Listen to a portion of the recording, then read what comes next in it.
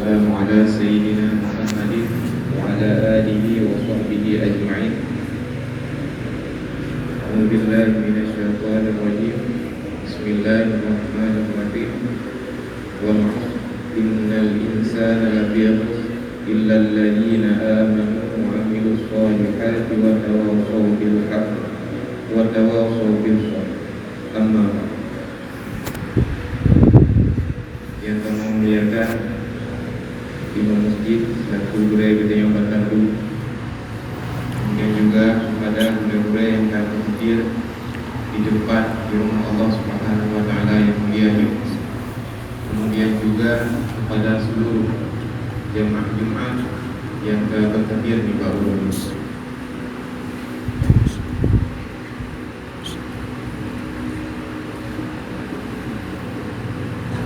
Budaya selalu umat Islam dibebankan oleh Allah Subhanahu Wa Taala dengan satu kewajiban yang bila tertinggalkan maka akan menimbulkan kerusakan, di mana kewajiban tersebut adalah kewajiban kolektif ataupun kewajiban secara bersama yang harus selalu terpupuk secara bersama dan hajat terpupuk secara terpisah-pisah, sesuai dengan ayat yang belum baca benar.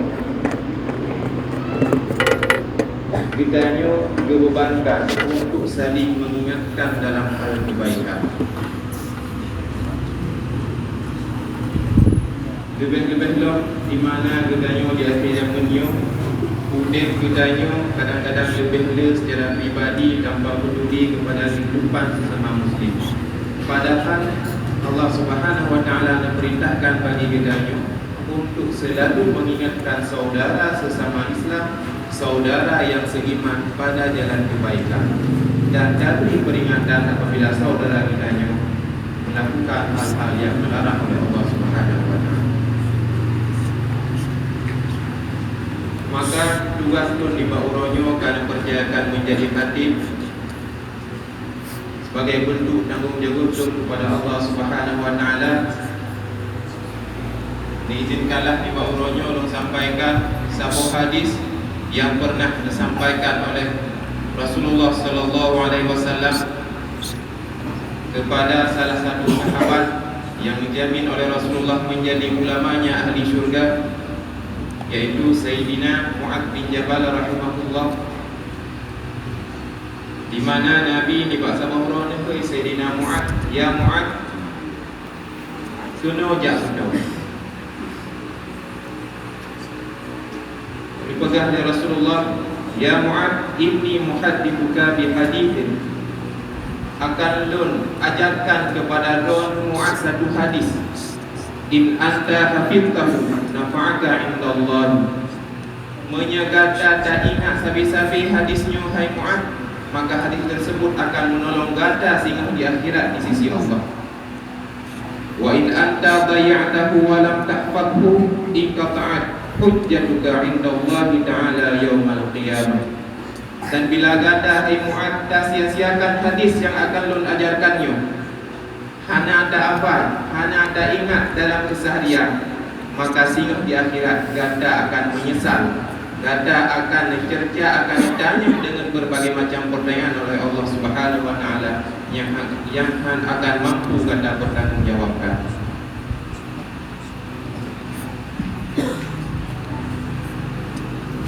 Dalam arti kata hadis yang ingin disampaikan oleh Rasulullah kepada Sayyidina Mu'ad bin Jabal rahimahullah adalah sesuatu yang sangat berharga, yang dia sebagai penolong di dunia dan di akhirat, dan bila kita sia-siakan akan menjadi hujjah, akan menjadi dalil bagi Allah Subhanahu Wa Taala untuk kesiksaannya di akhirat kelak. Disambunglah oleh Rasulullah sallallahu alaihi wasallam, ya Mu'ad, inna Allah tabaraka wa ta'ala khalaqa sab'a amlakin qabla an yakhluqa as-samawati wal ardh. Wahai Mu'ad, sebelum Allah menciptakan langit dan bumi, Allah Ta'ala terlebih dahulu menciptakan 7 malaikat. Faja'ala li kulli sama'in minas sam'i bawaban 'alaihi. Dan ke-7 malaikat tersebut Allah tugaskan setiap satu malaikat di satu pintu langit dunia. Dalam setiap langit Allah Ta'ala ditugaskan malaikat yang menjadi penjaga pintu langit. Sering kita dengar-dengar ada yang dapat bahawa di setiap langit yang 7 penjaga.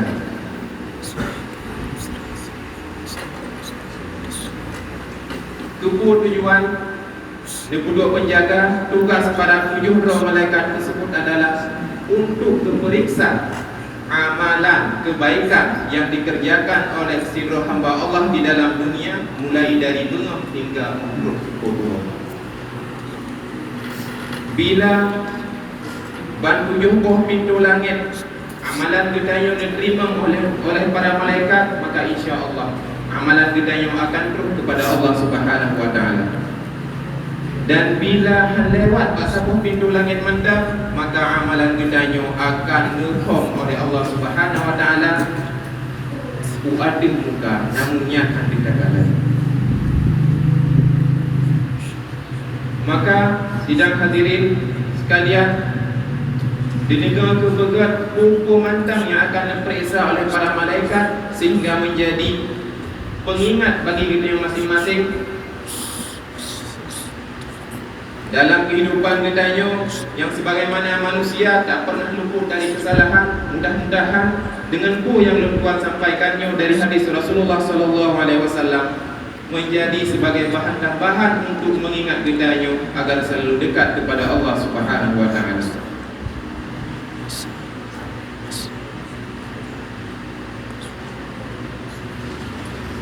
Maka apabila para malaikat mencatat amalan, amalan kita ada sebut ke langit. Di langit yang pertama, malaikat penjaga pintu langit gekun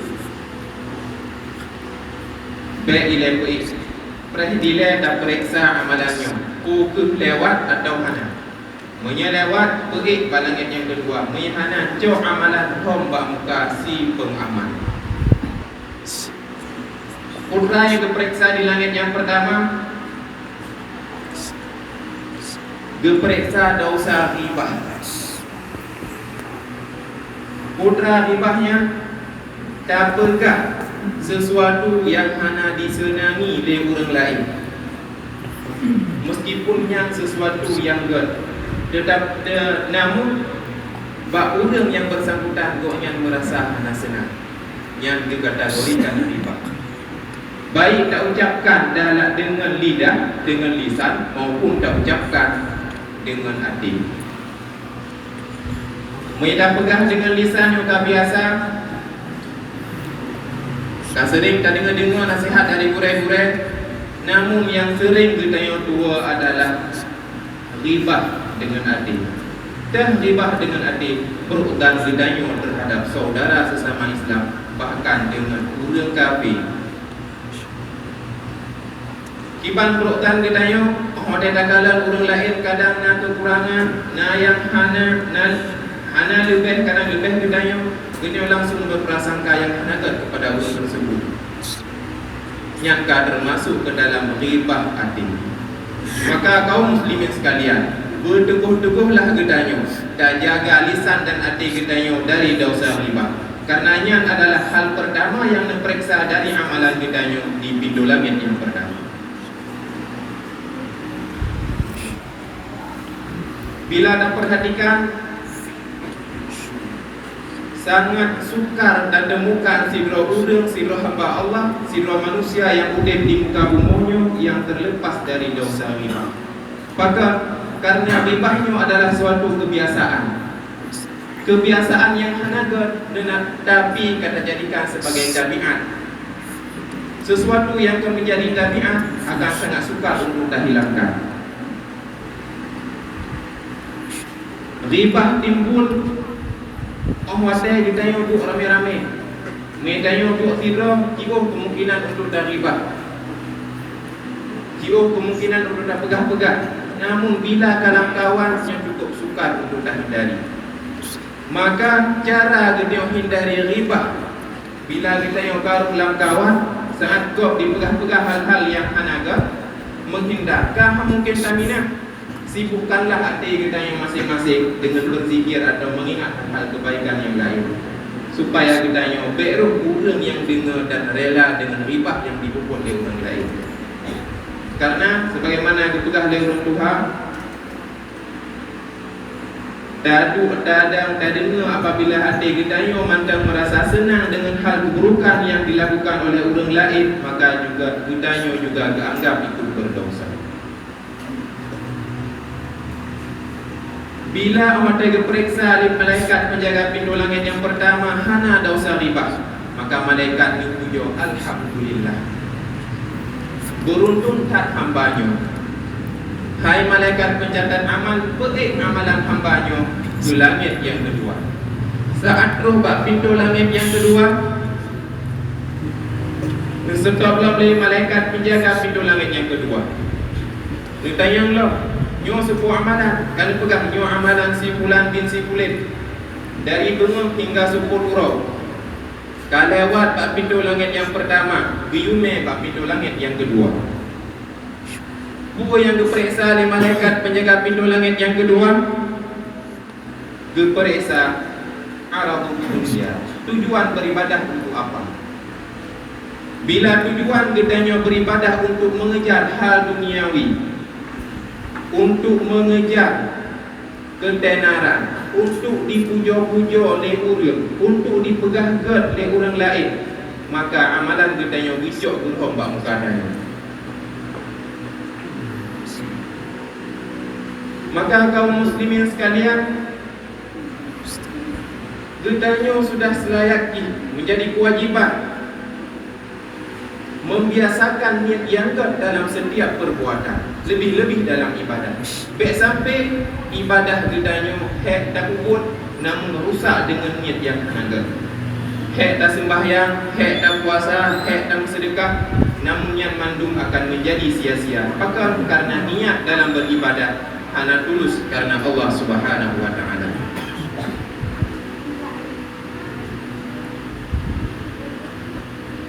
Di para ulama yang pegang, para salafun salih, ulama-ulama terdahulu selalu membiasakan saat anak mulai hidamah usia mumayyiz, kena balik keajarkan dalam setiap perbuatan untuk mengucapkan lafaz niat yang benar. Dalam setiap perbuatan si huruf-huruf, mulai dari su, baje, ubuh, mi, wangi, su, silap, jak, pula, dumko, jak, mandum, keajarkan niat yang benar. Karena bila dari ubud dah terbiasa, saat mahakar raya, anak tersebut akan menjadi anak yang benar. Karena dari ubudkan, dah terbiasa dengan niat yang benar. Maka tugas dia dengan berhenti, bukan cuma tanafkahi secara lahiriah. Kewajiban bagi kita orang cik juga menafkahi nafkah batiniah anak. Tak pasal adik anak kita dengan ilmu, dengan adab. Lenyat baru kita terlepas tanggungjawab dengan Allah Subhanahu wa taala. Saat diperiksa di pintu langit yang kedua, amalan kita hanya ditemukan niat untuk mencari kemewahan dunia dalam ibadah, malaikat memuji, alhamdulillah, sungguh beruntung hamba tersebut. Hai malaikat pencatat amalan, petik amalan hamba tersebut ke pintu langit yang kedua. Saat roh di pintu langit yang kedua, disertai oleh malaikat penjaga pintu langit yang kedua, di sini diperiksa iaitu dosa sombong. Buku hamba tersebut dalam ibadat nak unsur kesombongan atau hana. Buku tujuannya ibadat untuk dia berbangga-bangga di orang lain, untuk dia pegang bahawa jinang sedekah nanyo naje, atau murni dia beribadat karena Allah Subhanahu wa taala.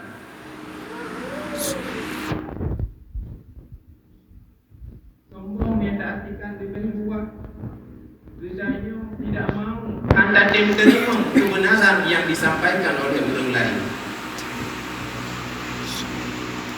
Saat orang yang peringat kita telah melakukan salah, kita bengik yang kita akan sombong.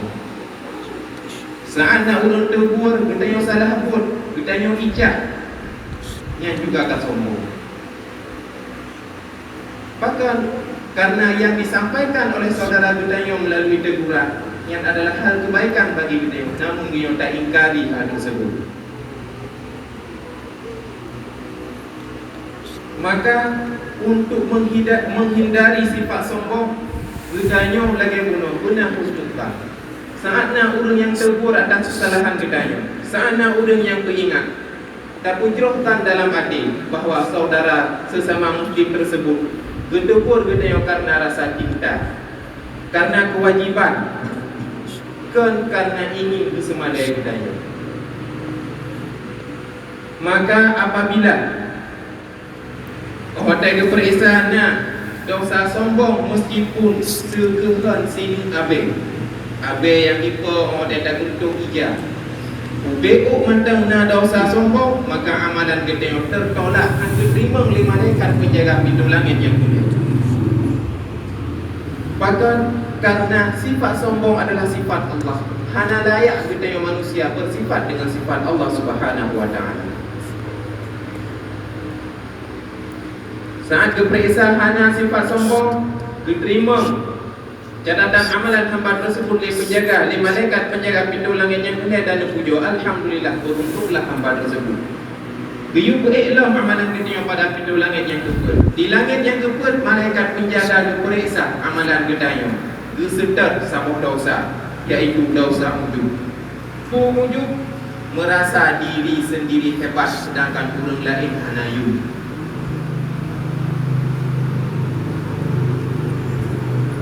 Saat Gedayo nak lebih kelebihan kekuatan oleh Allah Ta'ala untuk mampu beribadat lebih dari orang lain, dalam hati Gedayo long topi kau panena tak ujub.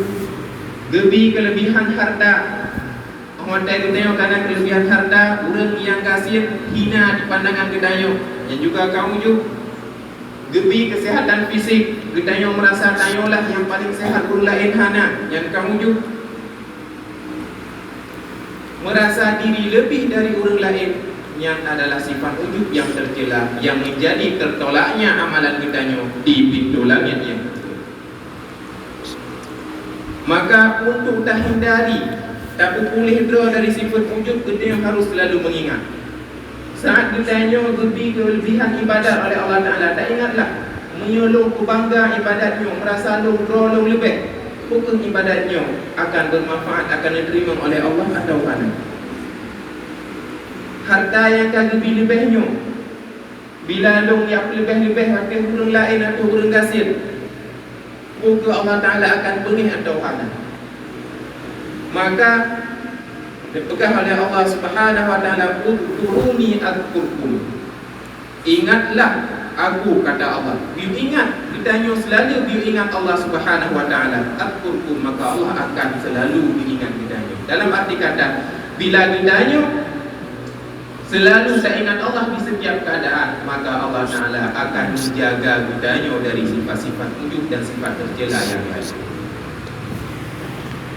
Bila Allah keperiksa oleh para malaikat di pintu langit yang keempat hana ketemukan sifat ujub, berpuja, Alhamdulillah, beruntunglah hamba tersebut biu beiklah catatan amalan tersebut kepada pintu langit yang kelima. Disidih disedap oleh malaikat penjaga pintu langit yang kelima dan ditanya, diperiksa dari dosa hasad, iaitu dosa dengki. Dosa dengki, Gedayo merasa hana senang dengan orang yang lebih ilmu dan mampu mengamalkan ilmu yang kanan. Gedayo merasa hana senang dengan orang yang kagak berikan kelebihan harta oleh Allah Ta'ala. Gedayo merasa hana senang dengan segala kelebihan, dengan segala kemuliaan, dengan segala hal yang lebih yang dimiliki oleh orang lain dan hana tak miliki oleh Gedayo.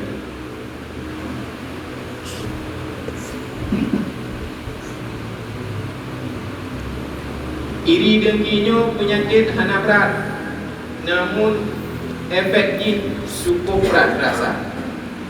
Kipan terasa, Gedayo selalu menjadi susah saat kala orang lain merasa senang. Gop nak motor baru, Gedayo yang susah. Gop berpade, Gedayo yang susah.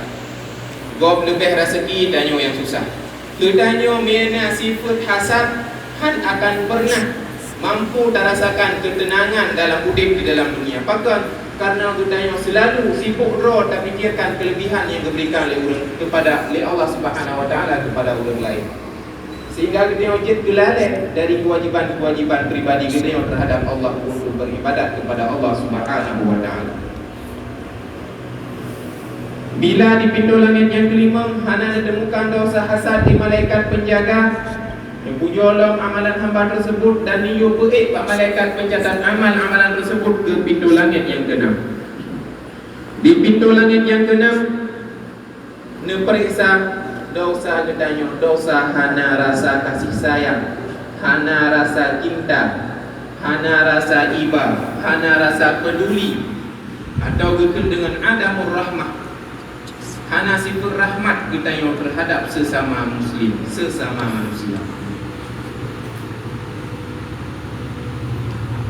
Untuk paling ukut gedanya hana sifat rahmat, orang tengok susah, tanya senang. Orang tengok kena bala, tanya senang. Orang tengok sakit, tanya senang. Yang termasuk sikap adam rahmah, sifat hana kasih sayang. Termasuk dalam sifat hana kasih sayang, saat terlihat kemungkaran, dia kita mampu dan cegah dengan kekuatan, dengan kekuasaan, cegah dengan kekuasaan. Hana mampu, maka dia cegah dengan kata-kata. Hana mampu, benar tanya dalam hati tanya hana galak kubur tersebut dan kubur tersebut dalam proses. Maka bila saat kala kita nyu kubur dosa, perasaan kita biasa mendang hana sapu-sapu, hana bengih de kubur dosa, hana perasaan bahawanya hana betul, maka kita tubuh dalam hati kita nyu kamu mulai gada sifat rahmah, kamu mulai gada sifat kasih sayang yang akan menjadi sebab tertolaknya amalan ibadah gedanya di pintu langit yang ke-6.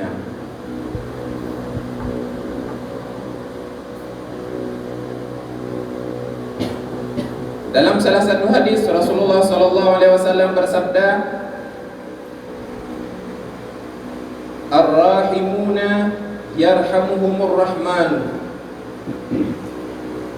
Orang yang mempunyai sifat kasih sayang akan disayangi oleh Allah. Irhamu man fil ardi yarhamkum man fis sama. Sayangilah penduduk bumi, maka Allah akan menyayangimu dunia dan akhirat.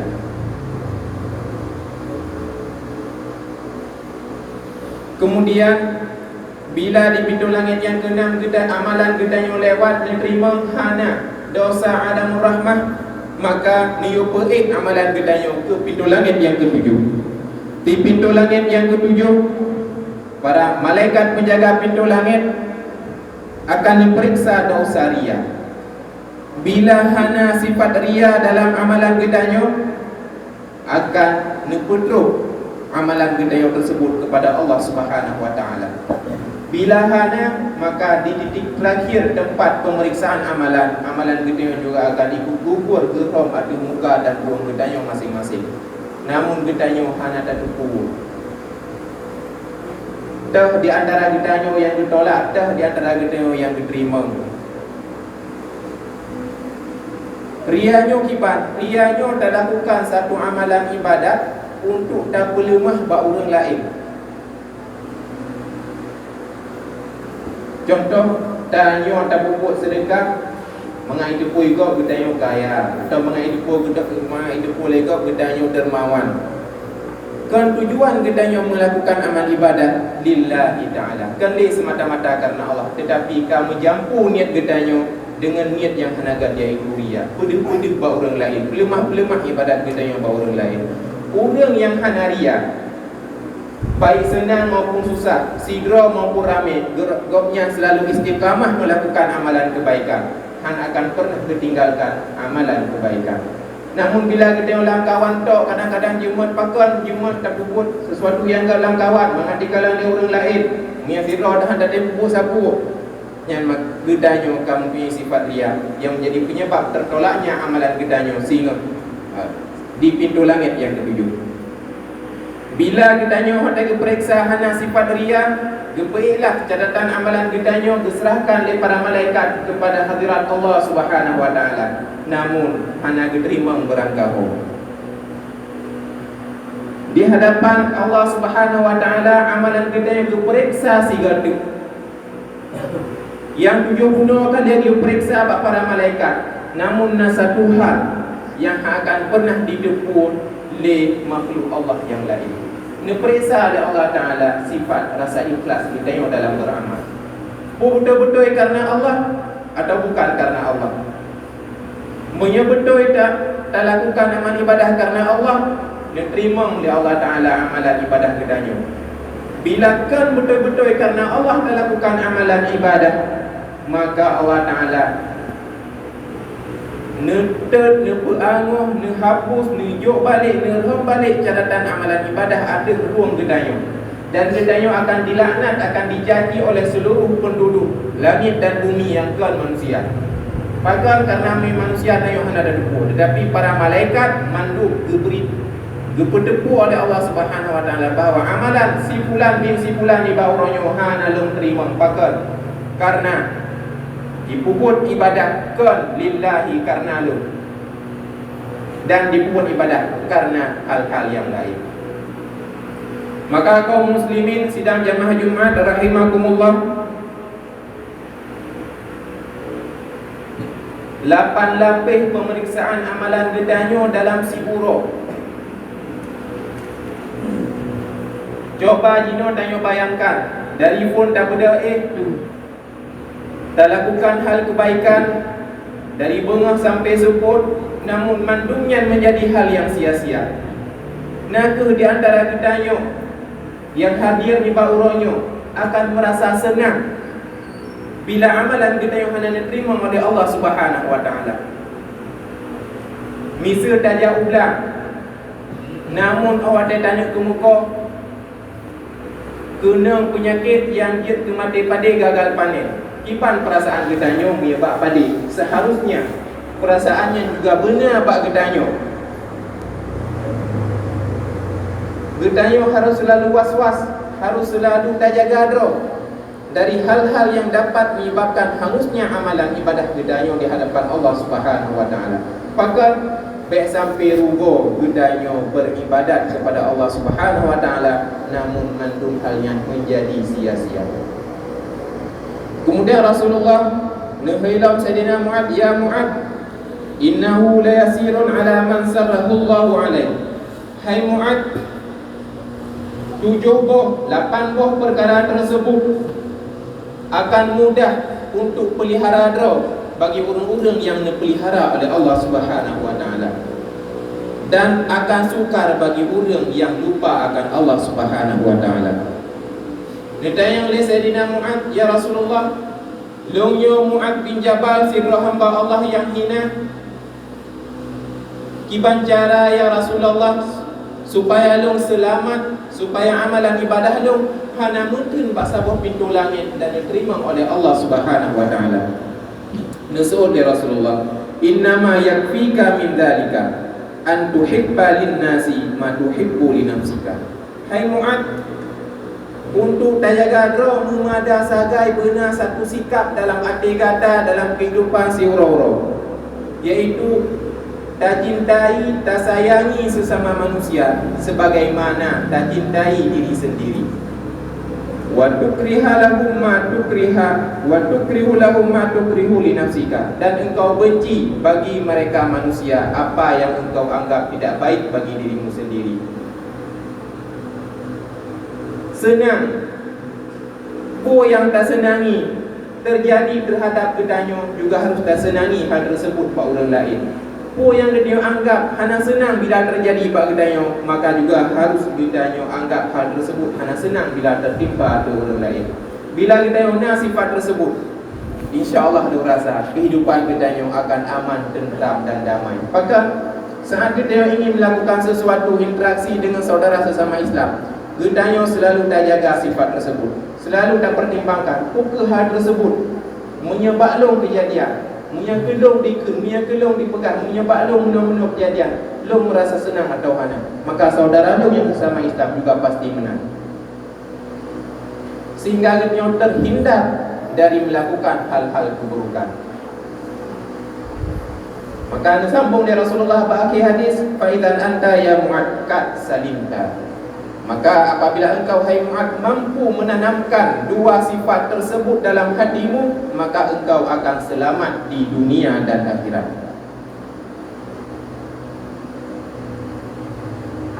Kaum muslimin rahimakumullah, dari hadis tersebut menjadi pelajaran yang Imam Ghazali selalu ulang-ulang dalam setiap kitab yang ditulis, dari kitab yang kubur sampai kitab yang raya. Selalu nepi ingat gedanya untuk berdua terhadap amalan-amalan yang akan, dosa-dosa yang akan diperiksa di setiap pintu langit dan di hadapan Allah Subhanahu wa taala. Semoga apa yang lu sampaikan ni Pak Uronyo menjadi pengingat dan nasihat, terutama bagi pribadi lu masing-masing, bagi pribadi lu sendiri dan bagi kaum muslimin hadirin sidang jamaah Jumaat sekalian. Semoga kita terhindar dari segala sifat tercela yang menjadi penyebab hangusnya dan tertolaknya amalan kita di hadapan Allah Subhanahu wa taala, dan kita dipermudah oleh Allah Subhanahu wa taala untuk melakukan amalan kebaikan dimanapun kita berada.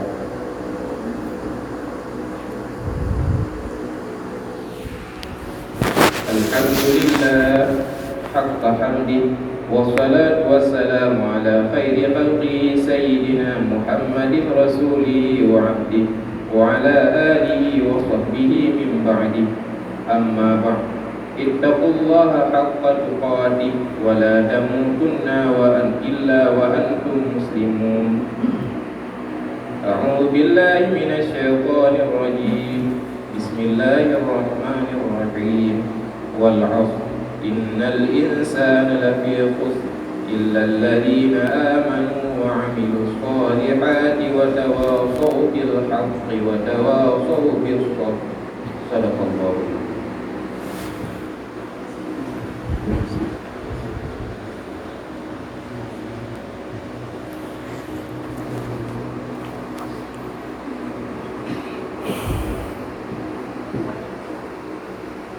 Alhamdulillahi haqqa hamdi, wassalatu wassalamu ala khairi khalqihi sayyidina Muhammad rasuli wa abdi wa ala alihi wa sahbihi min ba'di.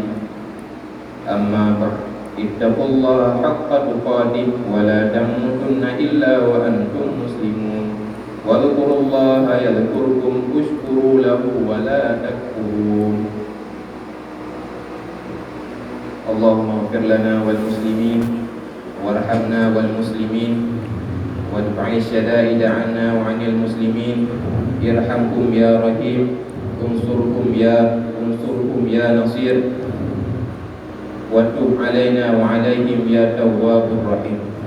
Wa sallallahu ala sayyidina Muhammadin wa ala alihi wa sahbihi wa baraka wa sallam.